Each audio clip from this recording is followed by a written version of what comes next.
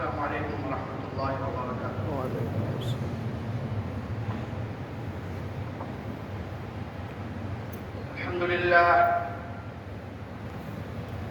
الحمد لله نحمده ونستعينه ونستغفره ونؤمن به ونتوكل عليه